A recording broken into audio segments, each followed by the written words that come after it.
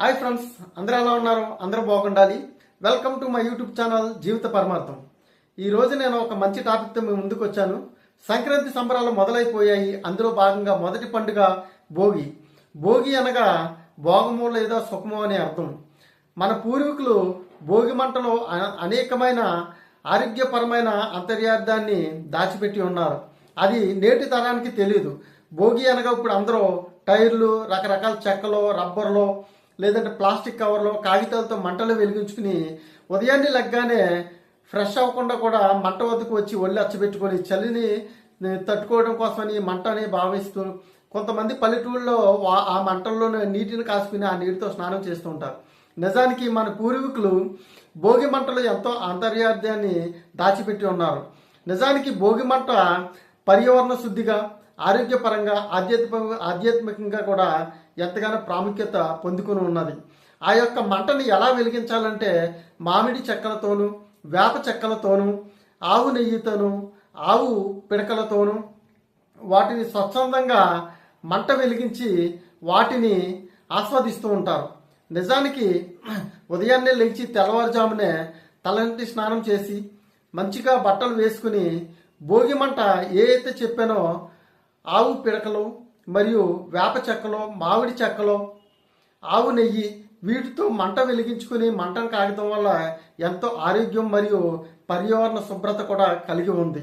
నిజానికి ఈ యొక్క ఆవు పిడకలో క్రిమి సంహారిణి. ఆవు పేడనే పల్లెటూళ్ళలో నీళ్ళలో కలిపి కళ్ళపు చెల్లితే చుట్టుపక్కల క్రిమి కీటకాలు రాకుండా అవి చనిపోతూ ఉంటాయి. అందుకని ఆరోగ్యపరంగా వాటిని తయారు చేసి భోగి మంటల్లో వేస్తారు. దానివల్ల ఒక కెమికల్ చర్య జరిగి ప్రకృతిలోకి ఆ యొక్క వాయు విడుదలవి అనేక రకమైన హానికరమైన క్రిములు చనిపోతాయి అన్నమాట. అదేవిధంగా వేప చెక్కలు, వేప చెక్క కూడా ఆ వేప చెట్టులో ఉండే ఆకు, వేరు, బెరడు ప్రతిదీ కూడా ఒక ఆరోగ్యపరానికి ఔషధంగా ఉపయోగపడుతుంది. అటువంటి వేప చెక్కల్ని మంటలో కాల్చడం వల్ల దాని నుంచి విడుదలైన యొక్క వాయువు వాతావరణంలో కలిసి హానికరమైన బ్యాక్టీరియాలు, వైరస్లను, క్రిములని చంపి అందరికీ చక్కని ఆరోగ్యాన్ని అందిస్తూ ఉంటాయి.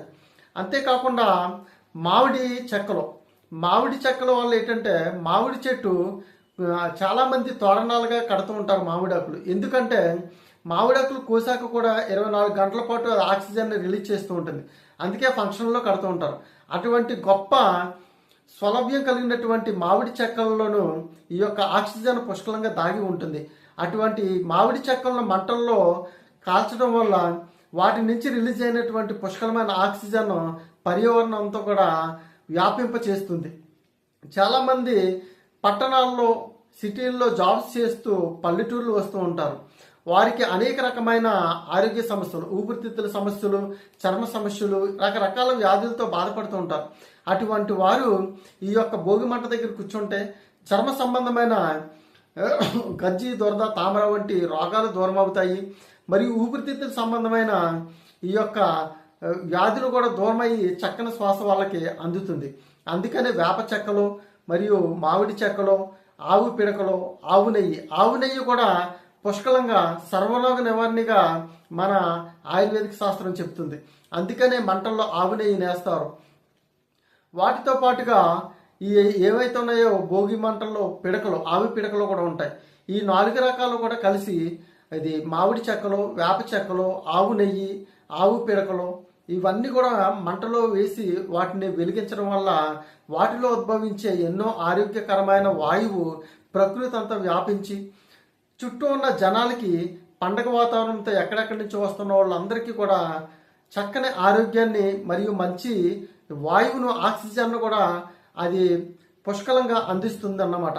అందుకని ఈ యొక్క భోగి మంటని ప్రతి ఒక్కరు కూడా పండుగలో మొదటి దినంలో ఈ యొక్క భోగి మంటను పెట్టి చక్కని ఆరోగ్యంతో ఈ యొక్క పండుగలో కడిగి పెట్టాలని మన పూర్వీకులు పెట్టడం జరిగింది. అంతేకాకుండా ఈ ఏదైతే భోగి మంట ఉందో ఈ భోగి మంట ద్వారా వ్యాప్తి చెందేటువంటి ఈ యొక్క ఆరోగ్యకరమైన వాయువు అంతా కూడా ప్రకృతి వ్యాపించి ప్రకృతిలో విహరిస్తున్నటువంటి హానికరమైన బ్యాక్టీరియాలు, వైరస్లు, క్రిమి కీటకాలన్నీ కూడా నశించి ప్రకృతి సంతృప్తికరంగా వాయువుని పీల్చుకుని ఆరోగ్యపరంగా అందరికీ కూడా చక్కని ఆక్సిజన్ని అందించి మంచి వాతావరణాన్ని నెలకొల్పుతుంది.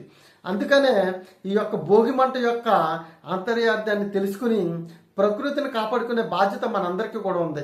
మనము పోయినా కూడా మన తర్వాతి తరాలకి మంచి ప్రకృతిని మరియు మంచి భూమిని, మంచి నేలని, మంచి వాతావరణాన్ని అందించే బాధ్యత ప్రతి ఒక్కరిపైన ఉంది. కాబట్టి ఈ యొక్క భోగి మంటనే ఈరోజు మరియు రేపు ఎల్లుండి 3 రోజులు కూడా కనుమ మరియు ముక్కొనిమి వరకు కూడా భోగి మంటలు వెలిగిస్తూనే ఉంటారు.